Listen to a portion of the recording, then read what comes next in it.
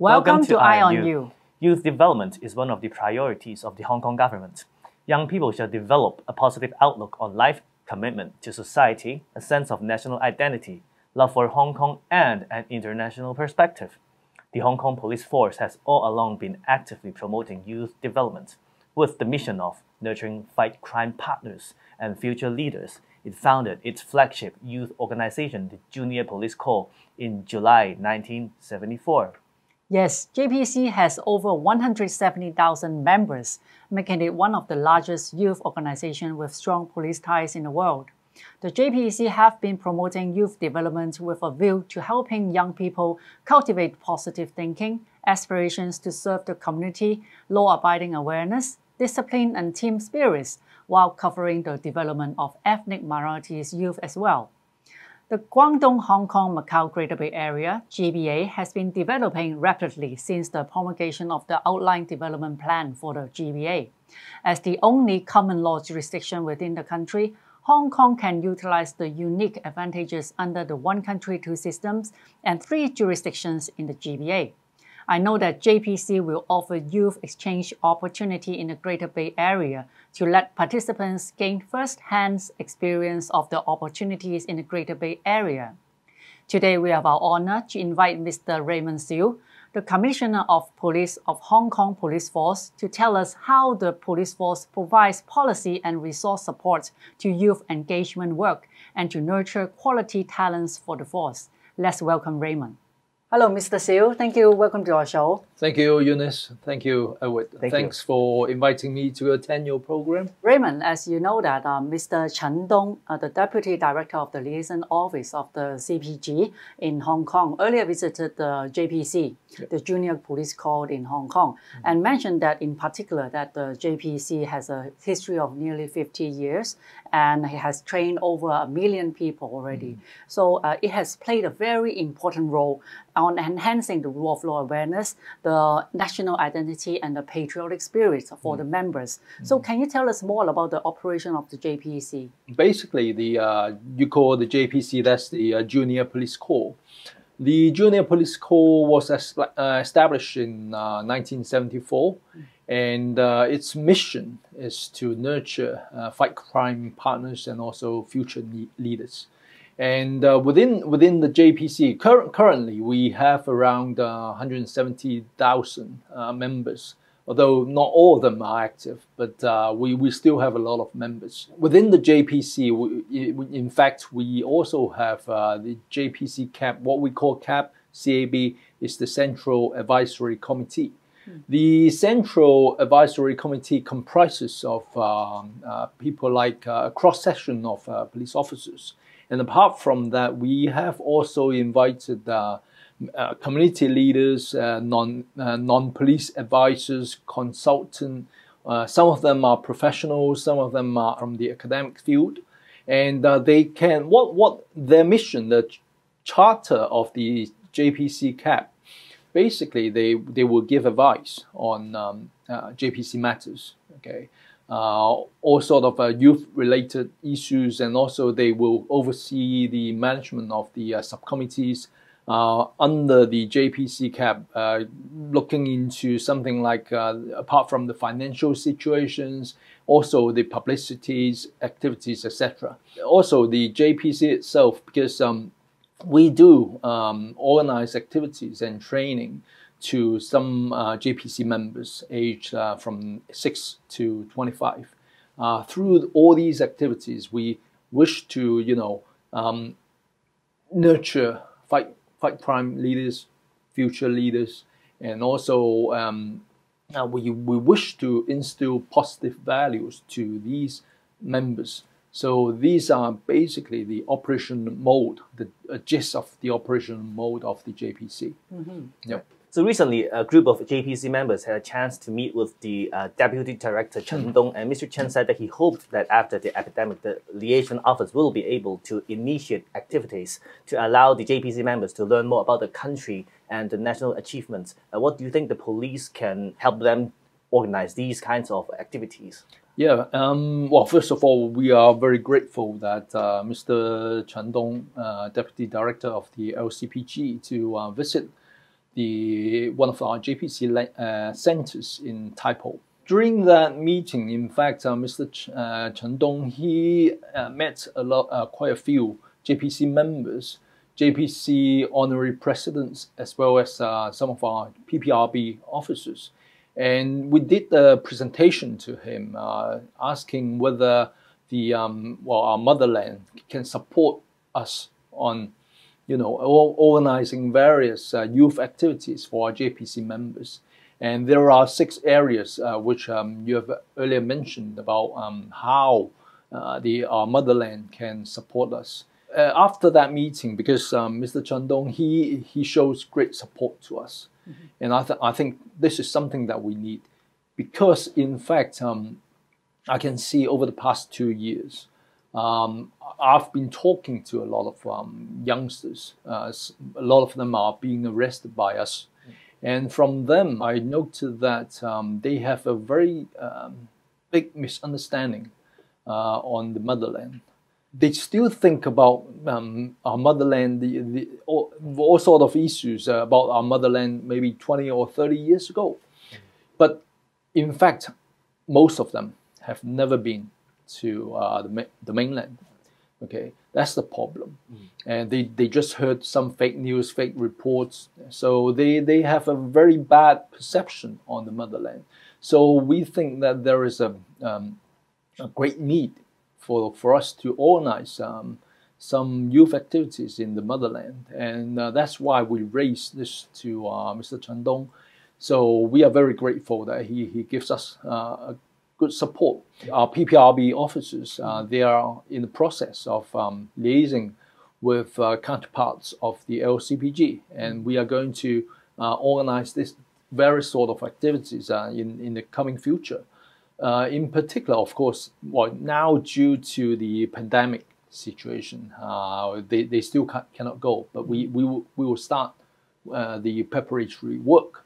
Once the situation allows us, then we will arrange our JPC members to go to the mainland. Okay, there are a few issues that we think we need to let them to take a look. First of all, it's about the history. Okay, nowadays, because a lot of our youngsters, they have very limited knowledge about the history of our motherland. And also the development of the motherland, and also the technology. Mm-hmm. And finally, one thing which I think is very important is to give them opportunity to have a chat, exchange views, okay, with the youth in the mainland. This is something very important, because once I recall that when I talked to one of them, a university student, okay, she told me that there was an opportunity when she went to the mainland to have a chat with somebody, another youth from the mainland of similar age. And after talking to her, okay, she felt that,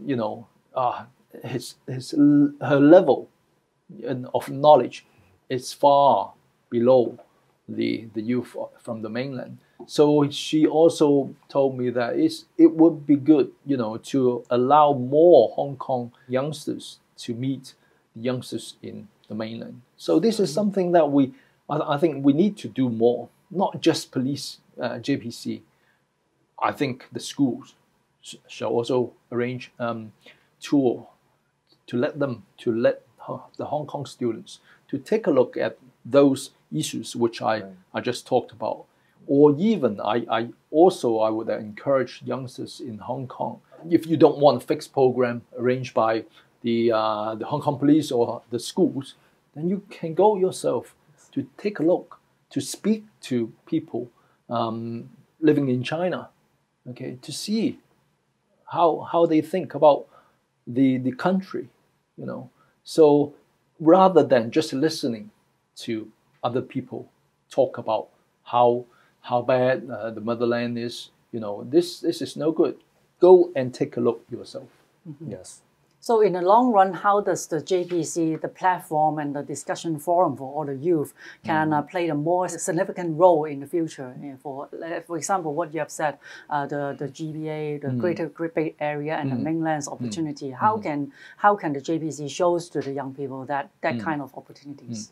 Earlier, I mentioned that we have over 170,000 members. Okay, if they can do more, they can exert a very positive influence on other JPC members. In order to amplify the JPC's influence, what we need to do, first of all, we need to enhance our JPC members' sense of pride, sense of belonging as being a JPC member. This is something that I think we need to do. Right. We have recently conducted a review, a major review on our JPC scheme itself. And first of all, we think that how we are going to enhance their sense of belonging and their sense of pride. First of all, something that we would do nowadays, because as a JPC member, they don't have a uniform. Okay, only these what we call the advanced leader will have a uniform. But even that uniform is, I think both of you may not be aware how it looks like. So what we are thinking to do is to design, a new set of uniform, a very distinctive uniform, a smart uniform for not just the advanced leader, but also the leaders. Okay, and how we are going to enhance their sense of belonging, because what we think is that they have a role to play. Now, earlier I mentioned that the JPC CAP, the Central Advisory Committee, most of us are, at least 40 years of age or even older. But if we want to know what the current youngsters are thinking, we need to ask the youngsters. Is that right? Right. I mean, they know more about what they are thinking. So, and we need to give them opportunity to tell us, to give views, how the JPC CAP can do better, how we can amplify the JPC influence, how we can, arrange programs for the youngsters so that they know better about the motherland. They can tell us. The youngsters nowadays, they are very talented on a lot of issues. Even myself, over the past 2 years, I enjoy talking to the youngsters because I've learned a lot from them, what the other youngsters are thinking. So this is something that we can do. What I'm thinking to do is to invite some of our JPC leaders or advanced leaders to sit in our JPC CAP so that they can tell what they think to us. They can suggest what they think to us. And at the same time, by allowing them to sit in the CAP, they feel that they have a reason for existence. They can give views to us for sake of the development of the JPC. So this is something that I want to do. And also we later on we'll also have a new JPC youth engagement strategy, because what we want to do is to enrich our members' learning experience. Now, the future JPC activities, it will highlight the elements of innovation, discipline, exposure, adventure, and also synergy. We want to create more activities so that more JPCs can come. They enjoy of being a JPC members. Well, at least the leaders and the advanced leaders have a set of uniform. Because if you talk about the other uniform groups like the Boy Scouts, the Red Cross, etc., they have an identity. By wearing a uniform, everybody knows that, oh, he's a Boy Scout. Yeah, he's a Red Cross members. But for JPC, we also want that. Give more opportunity for the leaders, for the advanced leaders. Give them chance to groom other members to become a leader as well. Right. So this is something that we want to do. Okay.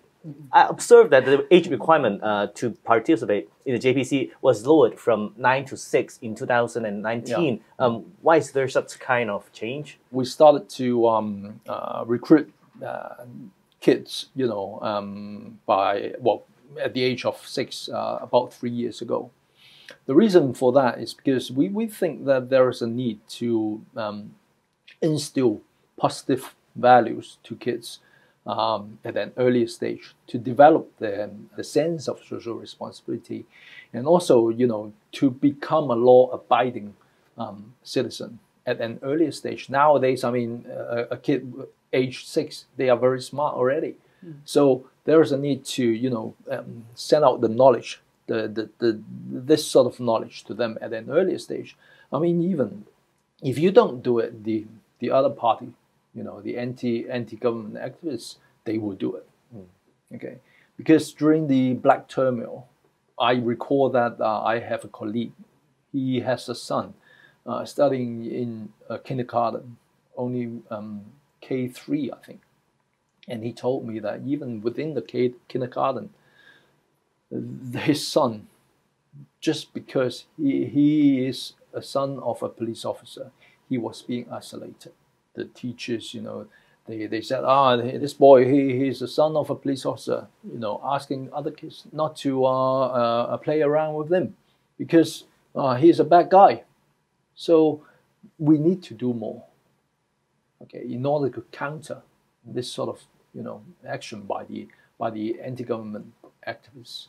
In fact, I'm very pleased that, as I said, we start lowering the entry age in 2018, and within these 3 years, we have already got about 9,000 members, age 6 from 6 to 8.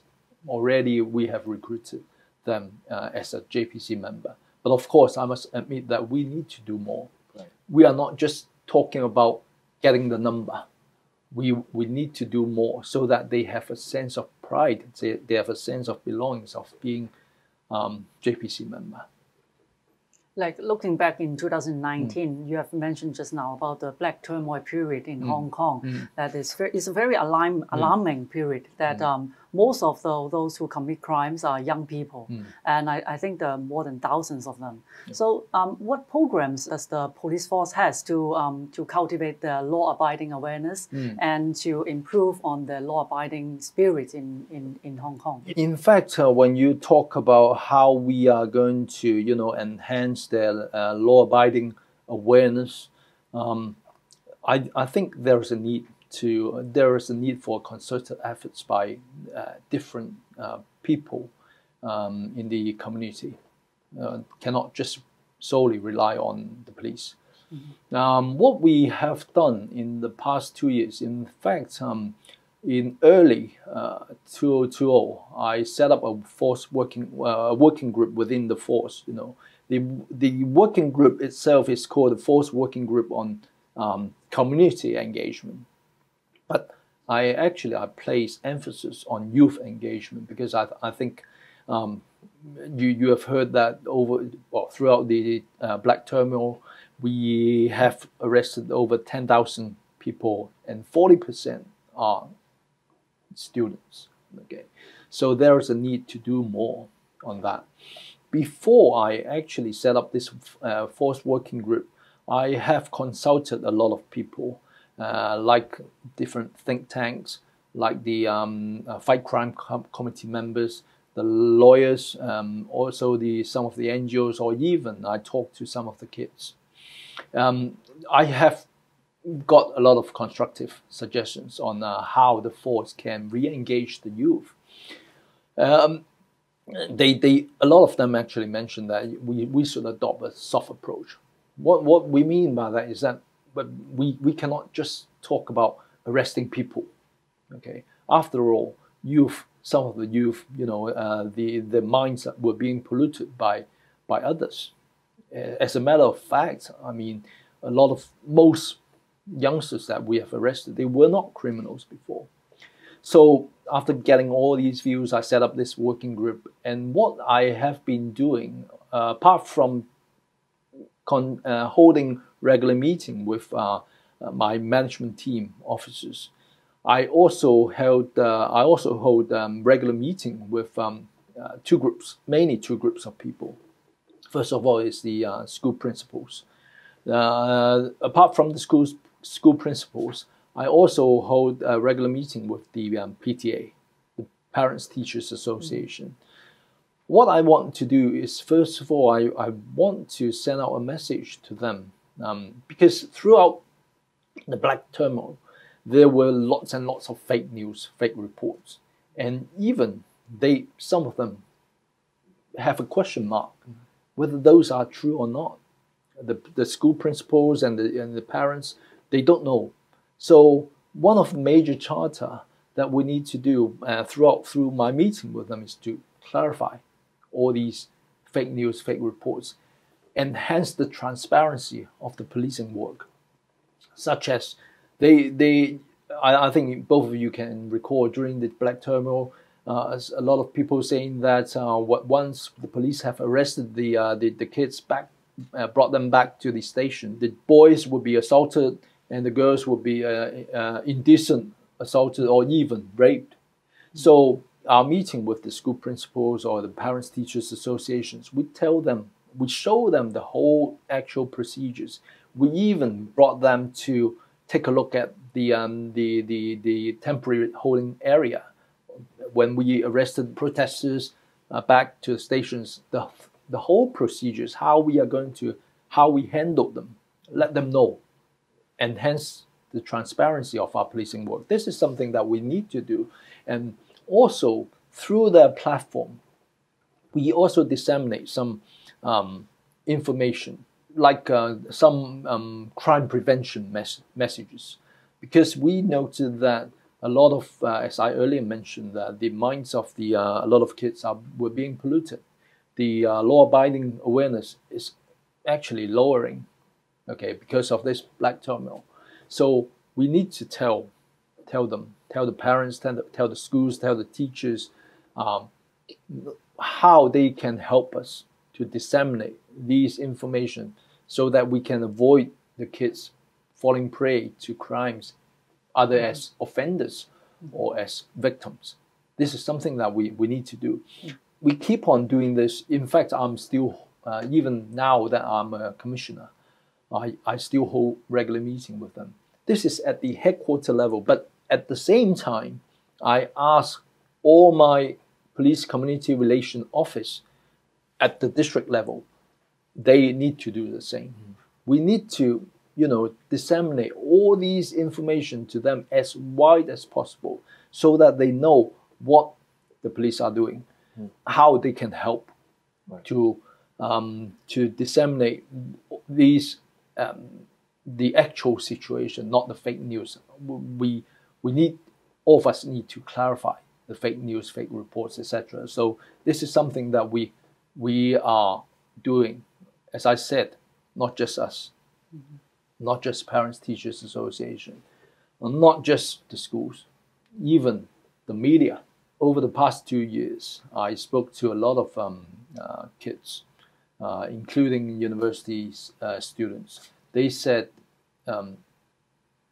in particular during the pandemic situation, they, on average, they spend about 4 to 5 hours on the social media every day.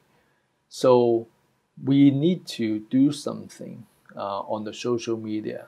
As I said, the information that we disseminate to the teachers, to the schools, to the parents, we also need to make use of the social media platform to disseminate this sort of information. This is something that we need to do. Everyone has a responsibility. We have been hearing a lot of people saying that we need to show concern on our young generation, our future generation. Don't just talk about it. Everyone has a responsibility to do something. If we really care about our young generation, everyone needs to do something. So I know that the police force has different kinds of programs to attract university students to join the force. However, after the 2019 unrest, I'm sure that such works has been challenged. What will the police do about this? In fact, you are right that we have a lot of different programs for students. Maybe I can quote two of them. It's the one of them is it's called PMP, the Police Mentorship Program. Okay, and the other one is the AUS, the Auxiliary Undergraduate Student Program. Okay, AUS. These two programs, in fact, these are for the university's students. If they want to know more about the Hong Kong police force, if there is a possibility that they may join the police force after their graduation, then these programs would be suitable for them. Say for the PMP, throughout the year, we have officers who were graduates of the same university. Okay, they act as a mentor. Okay, and they would arrange different sort of activities program for the university students of the same university. Okay, at the same time, during the summertime, we also have opportunity for them for the university students to join the summer job attachment to different units of our of the force. Okay, what they need to do, is to help, say, organize activities or help doing some sort of research, etc. So on a daily basis, they need to work, and we actually give them salary for that. This is the PMP, Police Mentorship Program. For AUS, we do provide opportunity for them, for the university students, even before their graduations, they can join as an auxiliary police officer. So these two programs, we have been running these two major programs for the university students for many years already. I can recall that, in fact, we did have some challenge. I recall that in, say, 2015, after the Occupy Central movement, at that time, in fact, I was the chief superintendent responsible for the human resources management, and I was actually also responsible for these two programs. At that time, after the OCM, okay, the number of applications for both programs have been significantly affected. Okay, we got much less applications after the OCM, but there were still some university students applying at the time. I talked to the students who participate in the program, and one of them, a girl, told me when I talked to them, she told me that, sir, that was after the summer job attachment. She told me that, sir, in fact, before I actually joined this program, although I do not hate police, I do not particularly like police, but still I joined the program.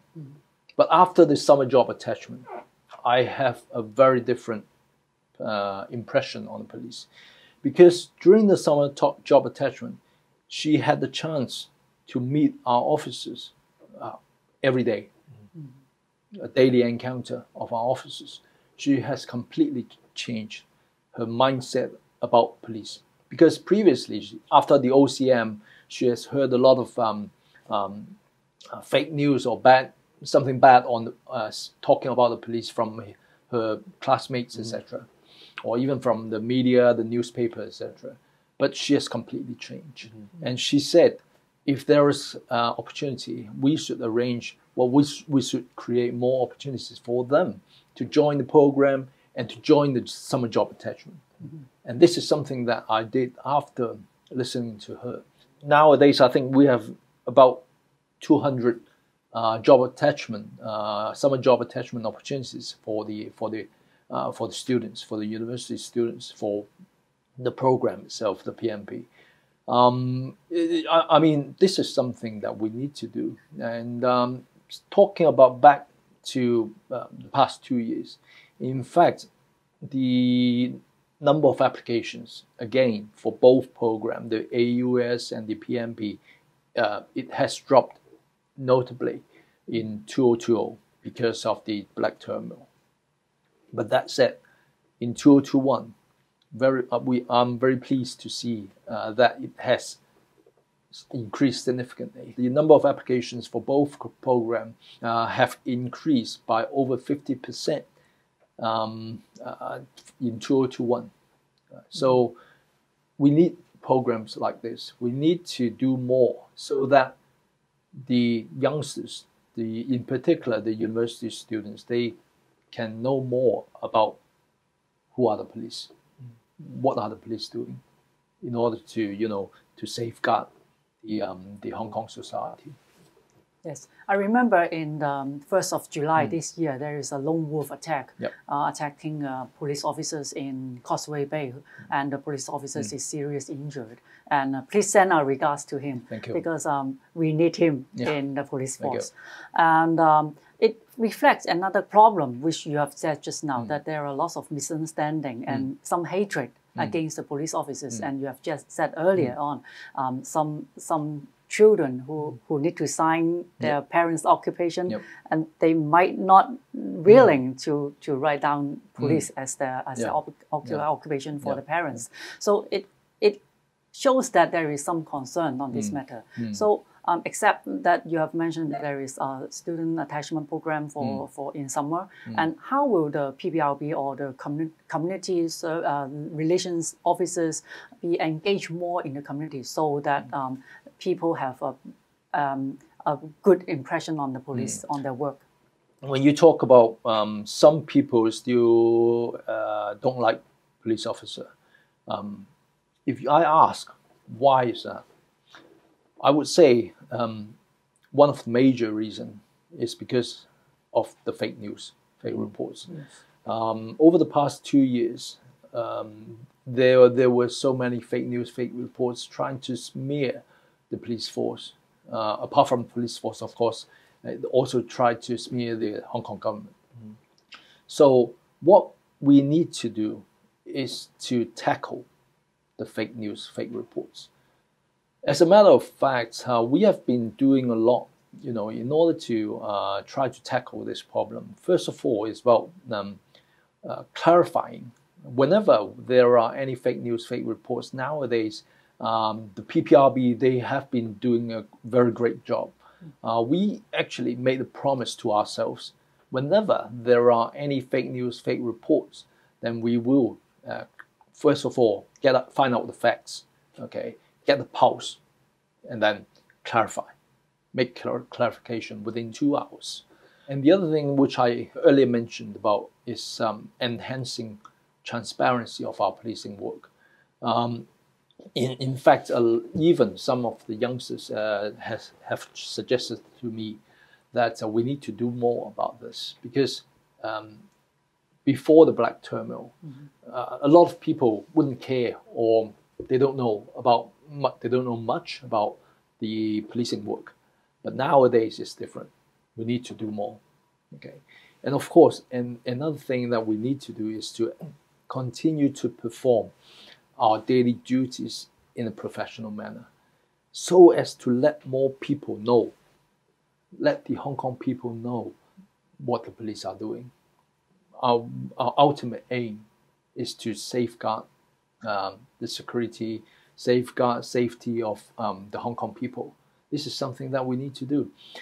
We have been doing pretty well, and I can share some of the stories that I've received over the past few months. And I recall that there was a robbery case a few months ago. In fact, I received a letter of appreciation from a mother. The mother told me that there was a robbery case on one day involving a 15-year-old girl, a daughter, and the robber was actually quite violent. So the girl was really frightened. A report was made to the police, and our officers went to deal with to conduct the investigation on the girl. But when the mother, when she went back home and saw our officers talking to the girl, she said, she was very impressed, because she said our officers were not just thinking of conducting the investigation. Our officers made very good efforts to try to calm down the girl and show empathy on the girl, before they actually did the investigation. And in fact, in that letter of appreciation, the first paragraph, the mother actually said, over the past 2 years, she had a bad impression on our police officers. But after this incident, she has completely changed her impression on police. So this is something that we need to do. As long as we perform our daily duties in a professional manner, we can change how those who misunderstood us. I'm sure that we can do it. This is a very touching story, and this is also the impression that I always have on the police, Hong Kong police. I've listened to your radio interview on October the 10th, and I feel very deeply about the case of the 16-year-old boy. And he was very much influenced by the radical atmosphere, and then he eventually committed a crime.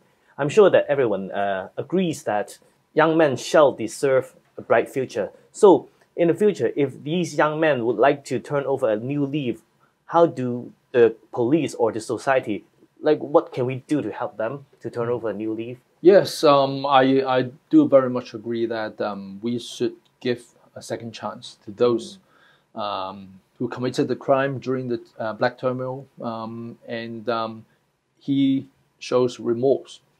This is something that the whole community need to do. When you talk about the rehabilitation of the youth offenders or the reintegration of the youth offenders, I can tell you that there is, in fact, a joint program conducted by volunteers of the Correctional Services Department and the police. This program, in fact, is named Walk with Youth program. Okay, in Chinese, it's 並肩同行計劃. Our targets on this program are those people who are now being detained in the correctional services institution, the CSD institutions, detention center, under the age of 30. What we do is that the ultimate aim for this program is to give them a second chance. Okay, talk to them, hoping that we would be able to reduce the if they are being discharged, they won't commit crimes again, to rebuild a positive life for them.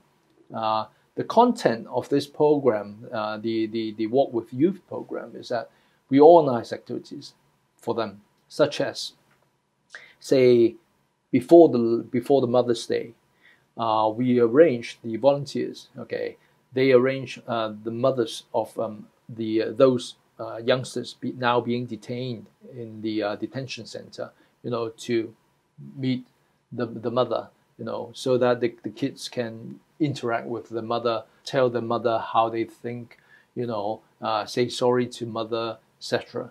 And also, we have also arranged the school principals to go inside to the detention center to meet their students. Through these activities, we wish, to instill positive values to those now being detained in the detention center.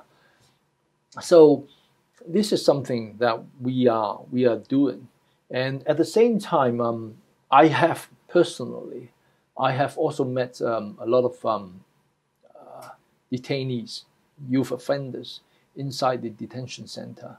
In fact, just a few days ago, I met an 18-year-old boy. He was just discharged from a detention center not too long ago. He was a university student before he was being arrested by us. Now that he has shown remorse, he told me that he was being exploited during the black turmoil. Somehow he said there was also peer pressure. His friends go out, then he had to follow. But then on the ground, he said the atmosphere itself, would motivate you to do something violent. But now, when he was being detained in the CSD institutions, he has got no access to the social media, etc. Then he calmed down and he think back, and he thought he was being exploited. He showed remorse, and he thinks that who is the best to him? It's not those anti-government activists. It's not those they call the brotherhood, the 手族. Okay, the best people are the parents. Right. Okay, so now that he has come out, he wishes to continue to pursue study. I think we can help them. If we really care about them, if they really show remorse, then can we give them a second chance? I think we can. We should. Right. Everybody should. You are not just helping the kid himself. You're helping the family as well. Okay. Now that if he comes out, nobody cares about him.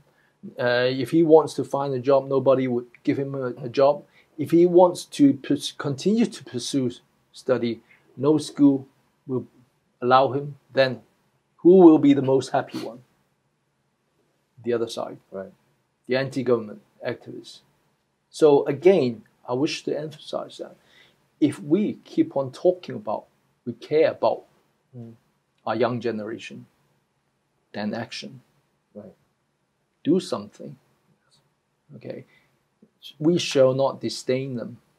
We shall give them a chance. I remember that you have made a pledge in front of the public that there is 2 hours hours time to clarify all those fake news. But how do you evaluate the time for 2 hours? You need time to investigation. You need time to do the broadcast and to identify what is the issue. So how do you evaluate the time? It is the best time of the clarification. Yeah, I must say thank you to my officers in the PPRB. They have been doing an outstanding job, because now that to tackle the problem of fake news, okay, we have set up a dedicated team. They work closely with the newsroom within the PPRB, basically 7 days, 24 hours. They monitor all the different media, including the social media. Whenever there are any fake news, fake reports, they will act immediately. They will adopt a 3-step approach. The first is to get the pulse, okay, and then second is to know the facts, and the third is to clarify the fake news as soon as possible. This is something that they have been doing, and very often, basically, they can succeed in clarifying the news within 2 hours. So this is something that we need to do, how people think about this. And then if we get the pulse, if we think we know how people think about this news, this fake news, then we know when we clarify, we would not just say this is a fake news. We also need to speak more about why this is fake. How people, we know, if we know how people think about this news, then we know how we can rebut it. Right. We can let people know the true facts, how we can make people believe that this is wrong, right, and what is right. Right. Yeah. So earlier you have mentioned that the crime rate has dropped by 10% to 40% compared to the 2019 black turmoil time. And this not only reflects that the national security law has been very effective, it also shows that the hard work of the police has been paid off. And you have also mentioned that the terrorist activities have now transformed from open to underground operations. So in fact, many young people are involved in these kinds of terrorist activities. In this regard, what will the police do to tackle such problems? Yeah, this is in fact something that we show very much concern on, because nowadays, if you just look at the overall crime situation, it has very much improved. Because since there is no big scale public order events, all the frontline officers, they can be redeployed to the front line to fight crime, to prevent crime. Okay, that's why the general crime situation has very much improved. But of course, as I said, we do show very much concern on possible terrorist attack, like earlier Eunice mentioned about the 1st of July when there was a lone wolf attack. You know, what we need to do, basically, first of all, we need to further enhance our intelligence network. How we are going to do it? Again, we cannot just rely on the police. Okay, every member's of public, they can act as our eyes and ears. What they need to do is that whenever they see anything suspicious, any suspicious person, any suspicious incident, any suspicious object, make a call to the police. Now, you can see, in fact, the rest of the suspected murderer of the taxi driver. This is a vivid example of how members of public can help the police. Yes. You know, because that day, apart from the lady in the Lama Island who made the report to us, in fact, throughout the day, there were other people noting some suspicious character. Okay, walking around. When they suspected that could be the wanted person, the suspected murderer. So they made a report to the police, and eventually we found out that it was a misunderstanding. Doesn't matter. It doesn't matter. We won't arrest him for misleading police or causing wasteful employment of police. Right. No worry about that. No worry. As long as you suspect that this is a suspect, call us. Well, you can either call you can drop a note in the NSL, the National Security Hotline, or even if it is urgent, some situation like that. If you see a suspect and you suspect that this could be the murderer, then call 999 as soon as possible. It doesn't matter whether it is eventually, if it is a misunderstanding, seriously, we would thank you, the caller, because when you talk about terrorist attack, they are not just attacking police officer. If they set a bomb, okay, they can hurt many innocent members of public. So we need to pay concerted effort in order to prevent this from happening. So this is something that we can do about expanding the intelligence network. On the other hand, of course, on the enforcement side, we need to do more. Whenever there are any major scale, major operation, then I deploy my officers to conduct high-profile police patrol, stop and search on the street.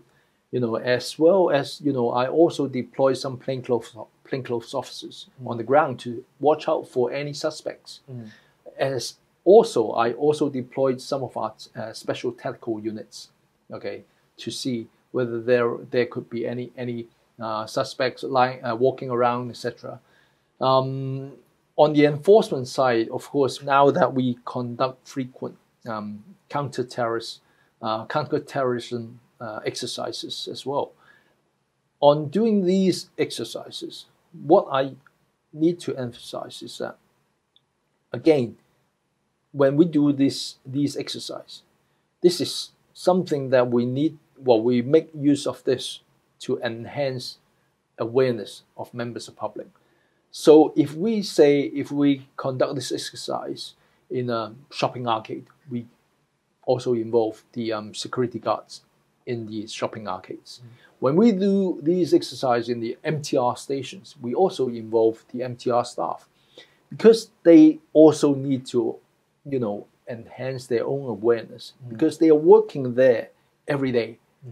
So by raising their awareness, of a staff who work in that place every day, then they can help us. Okay. So this is something that we also need to do. But of course, public education is also very important. So we have been doing a lot in order to educate members of the public, enhance their awareness. Whenever they see anything suspicious, how are you going to respond? How do we define a suspicious object? This is something that we have been doing. Okay, and also about how they should respond when there is a terrorist attack. What should they do as a member of the public? So we have been doing a lot of things like this in order to raise their awareness. Thank you so much for your time, and your sharing has been very insightful. We hope that you can come back to our show next time. Yes, Thank and you. please accept our heartfelt appreciation to the police force to make Hong Kong to be one of the safest places in the world. Thanks very much, Eunice. Thanks very much, Edward. Thank you so Thank much. you. Thank you.